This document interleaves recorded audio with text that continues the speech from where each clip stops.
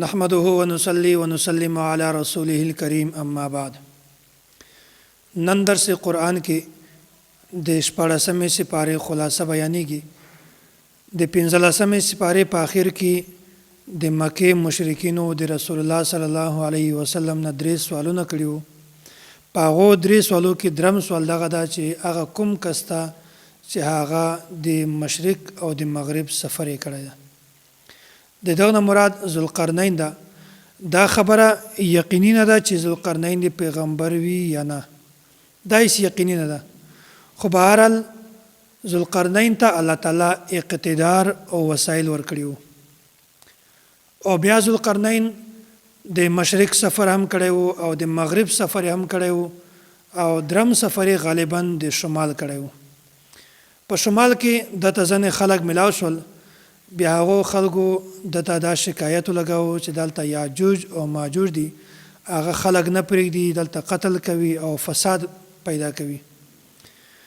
او ذوالقرنین ته د مال پیشکش هم وکړو چې موږ دومره پیسې درکو، خو ته داسې وکړه دلته یو دیوال واچوه چې دغه یاجوج ماجوج د فساد نه موږ بالکل ځان بچ کړو. ذوالقرنین ورته وویل چې ما ته د تاسې د مال هیڅ ضرورت نشته، بس افرادي او جسمانی طاقت تاسو مدد څخه کومه ده، دغه ماته ضرورت ده.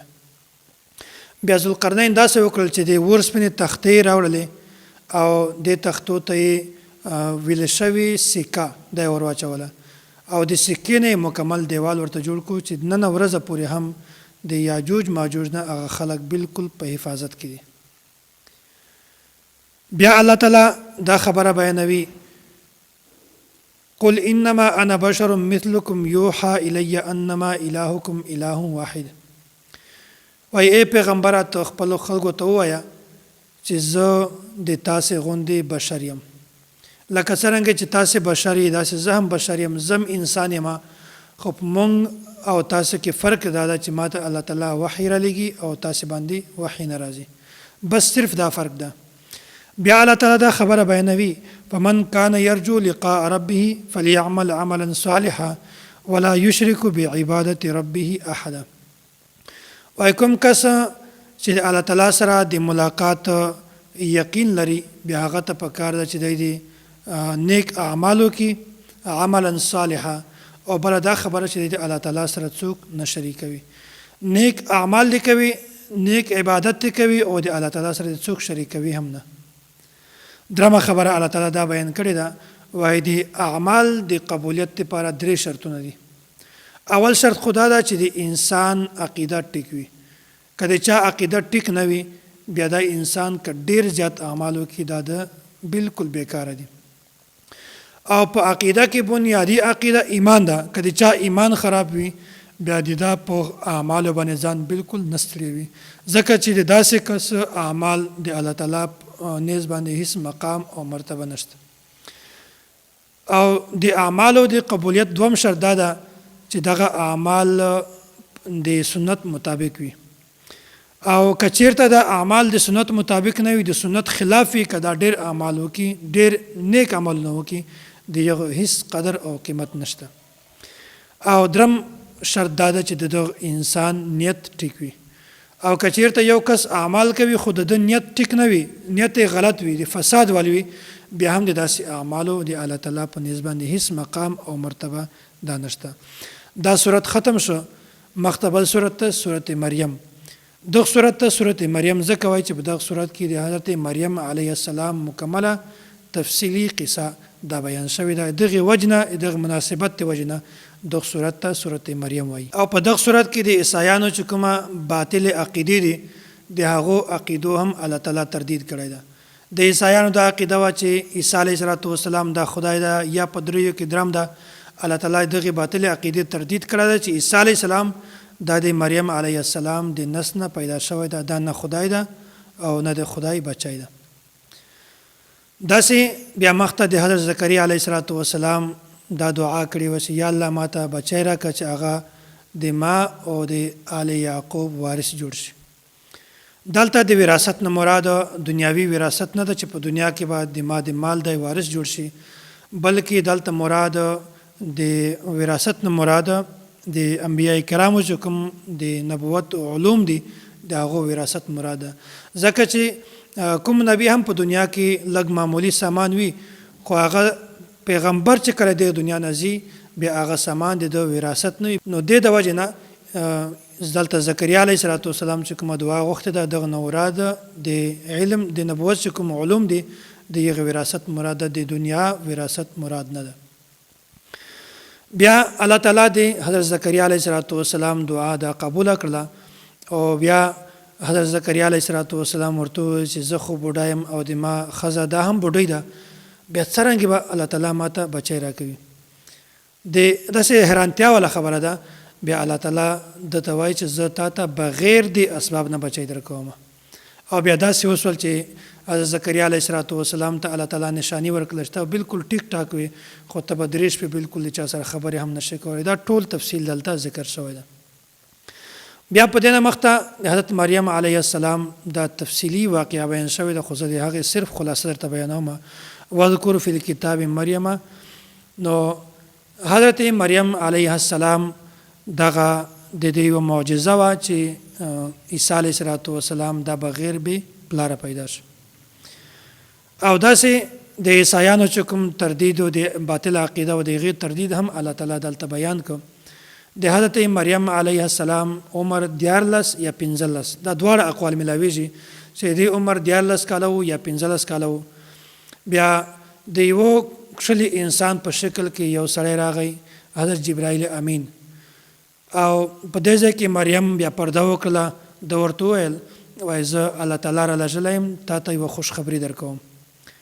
او خوشخبري دا ده چې تا ته به الله تعالی بچی درکوي. او بیا داسې وشول چې جبرائیل امین داسې وکړل چې د مریم په دغه ګریبان کې پوکی ور وکړ، چوف یې کړل. او بیا د هغه د وجې نه حمل پیدا شو، حمل جوړ شو. او بیا دا ورته وویل چې کله د تا بچی پیدا کېږي بیا ته داسې د یو خلاص میدان و دغ ته یې ولېږل دا ته ولاړه شه. بیا هلته چې کله ولاړله بیا په یو ځای کې آبادي نه وه، نه میوه وه، نه تشی و، خو الله تعالی بې موسمه خجیره باندې خجیرې ورته پیدا کړې او چشمې د اوبو چشمې ورته جاري کړلې. بیا د هغې نه د خوراک کوو، بچی پیدا شو، هغې نه بعد بیا هم د خوراک کوو. د دې نه خو 40 ورځې یا د نفاس کم مدت چې کوم ادب 40 نه کم هغه پوره شولې. بیا د هغه ځنه چې کله د خپل خاندان ته راغله بیا د خاندان خلکو په دې باندې تهمت ولګاوه چې تا خو نکاح نه ده شوې، بیا دا بچی د کومه خوا راوړی ده. بیا دلته دې ته حکم شوی و چې کله تا ته داسې څوک ووایي په هغه وخت کې ته بالکل خاموشي اختیار کړه او بچي ته اشاره وکړه. بیا په دې وخت کې عیسی علیه السلام دا ورته وویل چې الله تعالی بنده یم، الله تعالی پیدا کړی یم او الله تعالی به ما نبي جوړوي، پیغمبر به مې جوړوي او ما ته به داسې وحی راکوي. په دغه وخت کې د چا هم تهمت په مریم علیه السلام باندې لګولی و، الله تعالی د دغې ټولو تردید وکړي. بیا الله تعالی د حضرت ابراهیم علیه السلام دا واقعه بیان کړې ده. وایي د خپل پلار ته د دین او د اسلام دعوت ورکړه په داسې یوه بهترین انداز او طریقه باندې د خپل پلار ته دعوت ورکړو، خو پلار بیا هم دین قبول نه کړو او پلار یې دمکۍ ورکړله او چیلنج یې ورکړو چې ته د خپل دین نه د خپل دعوت نه باز راشه، که نه په تا باندې موږ د کاڼیو باران راکوو. خو په یغه وخت کې حضرت ابراهیم علیه السلام دا ورته وویل چې زه به د الله تعالی نه د تا د هدایت دعا غواړم. دا هغه وخت و چې ابراهیم علیه السلام ته دا پته نه وه چې د ما پلار ایمان نه راوړي، خو چې کله دا علم ورته وشو چې ما پلار ایمان نه راوړي په یغه وخت کې د پلار دپاره دعا هم دا پرېښودلې. بیا الله تعالی مخکې د حضرت ادریس علیه السلام دا تذکره بیان کړې ده. وایي ادریس علیه السلام ته الله تعالی بعضې خصوصیات ورکړي وو. اول خصوصیت خدا ده چې اول ادریس هغه انسان ده، هغه بشر ده چې د په قلم باندې لیکل شروع کړل.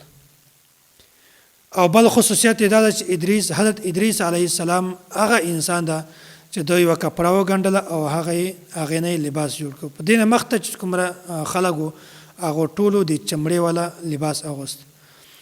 او حضرت ادریس علیه السلام هغه انسان ده چې د اسلحه جوړه کړه او جهاد یې شروع کړو په اسلحه باندې. او ادریس علیه السلام هغه اول انسان ده چې دی په حساب کتاب کې ډېر زیات ماهر و. دا صورت ختم شو، مخته بل صورت ته صورت طه.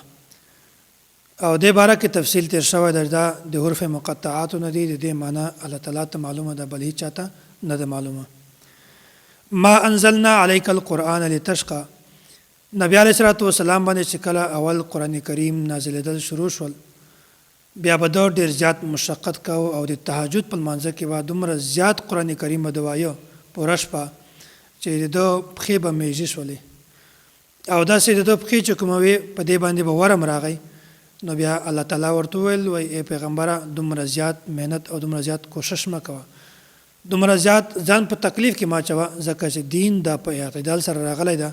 بیا نبی علیه الصلاۃ والسلام په هغه نه بعد خپل معمول بدل کو، په تهجد کې د شپې به نیم وخت آرام کو او نیم وخت به د تهجد لمونځ کو.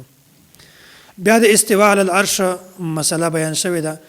بهرحال دلته تفصیل موقع نه ده، خو دې تفصیل باندې استاد محترم متکلم اسلام حضرت مولانا محمد الیاس ګومن حفظه الله یو فایل لیکلی ده، القواعد فی العقائد، او دروس القرآن کې هم د دې تفصیل موجوده ده آیات لاندې. الرحمن علی العرش استوى. دلته د حضرت موسی علیه السلام ته چې کله نبوت میلاوېده هغه هم دلته واقعه ذکر شوې ده. وهل اتاک حدیث موسی، چې کله موسی علیه السلام دا د مدین نه واپس راته، بیا په هغه وخت کې د ده نه لار ورکه شو. د خپل کور هلته وویل تاسې دلته کښېنئ، او لرې ځای کې یوه ونه ولده چې په هغه باندې اور بلېده. بیا ده وویل تاسې دلته کښېنئ او زه تاسې ته اور راوړم. کله چې حضرت موسی علیه السلام هلته ولاړی، ورنږدې شو، د ونه وکتله، د ونې منډان بالکل سلامت او د دې ونې پخې سوځې نه، خو هغه اور لا په دې نه زیات هغه کوشلوالی راوړي، ونې کوشلوالی راوړي، حسن زیاتوي. بیا په دې وخت کې الله تعالی آواز ورته راوکړ، ای موسی علیه السلام زه الله یم او ته مې د نبوت لپاره منتخب کړی، تا انتخاب مې کړی دی، زه به تا ته نبوت درکوم، تا باندې به وحی راځي. او داسې الله تعالی ورته ووایي چې ته دا چپل وکاږه، ته یو مقدسه طوا، داسې مقدس ځای ته راغلی دا چپل وکاسه. په دې ځای کې د الله تعالی سره چې کومه د مکالمه کړې وه هغې تذکره هم دلته بیان شوې ده، او الله تعالی چې کوم معجزه ورکړې ده هغې تفصیل هم دلته ټول په تفصیل سره بیان شوی ده. بیا موسی علیه السلام د دعاګانو ذکر ده. کله چې الله تعالی موسی علیه السلام فرعون ته د دعوت لپاره ورولېږئ، بیا په هغه وخت کې موسی علیه السلام دا دعا د الله تعالی نه کړې وه. 4 شیزونه موسی علیه السلام د الله تعالی نه غوښتي وو. اول خو دا و موسی علیه السلام ورته وویل چې کومه خبره زه فرعون ته کوم هغه خبره په ما باندې بالکل کلاو که، چې داسې نه وي چې هغه خبره د ده په سمجھ کې نشي را، بالکل زه خبره په صحیح طریقه باندې ته بیان کړم. او دوم دعا دا کړې وه چې یا الله ما ته اسباب راکړه، او درمه دعا دا کړې وه چې یا الله ما ته فصاحت راکړه، ما په ژبه کې چې کوم لکنت ته دا لکنت ختم کا. او څلورمه دعا دا کړې وه چې یا الله د ما ورور هارون علیه السلام دا د ما معاون جوړ کړه. الله تعالی د دو 4 سره دعا دا قبول کړلې. بیا الله تعالی د احسان او د تسلی لپاره د موسی علیه السلام د وړوکوالي والا واقعه دا درته بیان کړله. ورته وویل وایي د موسی د موسی علیه السلام مور چې کومه هغې ته مونږ وویل داسې موسی په یوه صندوق کې بند کا، په یوه تابوت کې بند کا، بیا دا اوبو ته واچوه، بیا هغه صندوق ته د فرعون چې کوم دغه ځای و محل و هغه محل ته ورسېدو. بیا په هغه وخت کې دا قانون جوړ شوی و چې 1 کال بچیان ژوندي پاتې کېږي، 1 کال به بچیان مړه کوو. خو موسی علیه السلام په هغه کال باندې پیدا شوی چې کوم کال باندې بچیان مړه کول. بهرحال دغه بچی سره موسی علیه السلام سره د خور دا روانه وه چې کله محل ته ورسېدله. بیا بهرحال تفصیلي خبره ده چې کله د ده شودو خبره راغله، دا خو شودې نه څکي د بل ښځې، نو په هغه وخت کې د ده خور ورته ویل چې دلته یوه ښځه ده د هغې شودې څکي. بیا بهرحال موسی علیه السلام خپل کور ته واپس راغی. نو دا په تفصیل سره دا خبره هم الله تعالی دلته بیان کړله.